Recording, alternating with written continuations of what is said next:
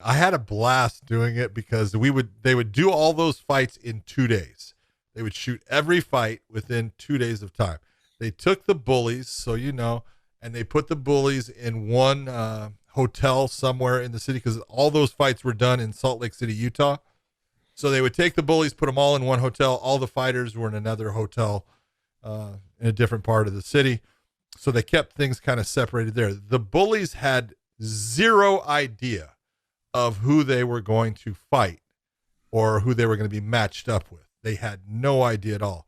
I had one instance it was classic where it was the second day and well, I'll get into it a little bit. When they started the show, King of the Cage was the big element behind it because it was done, if you recall, when Elite XC was put together. They had bought like Rumble on the Rock and King of the Cage and all these different promotions. And that's where the whole Bully Beatdown thing was put together for Elite XC. And then Elite XC kind of blew up and fell apart. So King of the Cage was the ones that were bringing the fighters to do the fights. And Eric Van Wagenen was one of the executive producers on the show, along with Mark Burnett being the guy that had the name. But Eric was talking to me one time, and I said, he's saying they were very concerned about the bullies getting hurt. And I said, then why are you bringing C and B level fighters? I go, of course you got a better chance with a C level fighter because the C level fighter is worried about looking bad and he wants, to prove how good he said, you're bringing guys that are just not good fighters. And so Terry Treblecock was mad at me for that, but I started actually bringing him better fighters. I got him guys like Tyrone Woodley and Eddie Alvarez and Andre Arlovsky.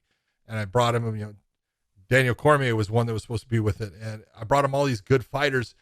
And so Jake Shields and we're having dinner at this teppanyaki restaurant the night before the second night of fights. And my wife is there with me, and we walk in, and all of a sudden, we're sitting at a thing, and they bring more people up to sit at the cooking spot that we're at. And these guys are all decked out in tap out stuff. And so you knew right away, well, those are that's some of the bullies, at least one of the bullies.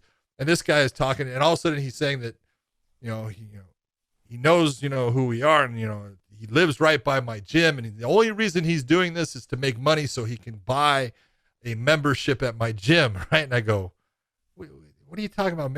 That's why you're doing this? He goes, he says, yeah, he goes, you don't understand. He says, I am so physically strong. He goes, there's no one that you guys can bring that is going to be stronger than me. He goes, so all I have to do is just hold on to people and stop them because I get that money then. He goes, so as long as, you don't bring me, and the guy he was going to be fighting was Andre Arlovsky. And he goes, as long as you don't bring me someone like, a guy like an Andre Arlovsky, he goes, I'm fine. Right. Jake Shields kind of looks at me, and I said, well, you don't have to worry about that happening. He's obviously not going to be in this. He goes, exactly. So the next day they bring that guy out, and then they walk out Andre Arlovsky, and he looks and he goes, oh shit. So that happened all the time. I would take in, I had Eddie Alvarez come for one of them. And there was a guy who is, one of the bullies. And let me explain the bully part so people understand. There was 3 types of people that were really on that show. There was people that were actually bullies, that were dipshits, that thought they were tough and, took advantage of someone. That was true. There was some of those. There was also the ones, and this is one of these guys, that they had a friend, and the friend knew that their friend could fight because they were training as a mixed martial artist or a boxer or whatever they're going to be. And so they decided, they got together and said, I'll tell you what, I'll say that you pick on me and you fight, we'll split the money. Right. And so you would get those guys, and then you would get the guys that they didn't give a shit about, not knowing how to fight. They weren't a bully. They just wanted to be on TV. And so this was their way of getting on TV. But the second, type of guy there was one that came on. I knew his brother, and his brother was a good mixed martial artist. And I looked and I said, what are you doing? Right. And he says, he goes, oh, he says, I'm not training anymore and stuff like that. And I knew he had trained with Marco Huis down at Marco's school. And I said, okay. And so he was supposed to, fight someone. I said, hey, we're going to switch this one. And we put him against Eddie Alvarez. And there was a locker in the back, and they would have the people sign it. And in the back, he looks and he writes on it. He says, I come here knowing I'm going to win $10,000 and you give me Eddie fucking Alvarez. So, Right. So look at the fights were real. It was just a matter of what the fighters wanted to do to a point. The big thing was the commission didn't want these guys hurt, but was it real? It was real. Was it fun? It was a blast. It was so funny to watch. And you got to see some guys that really deserved to get their ass beat. It was fun. Yeah. I can just imagine, though.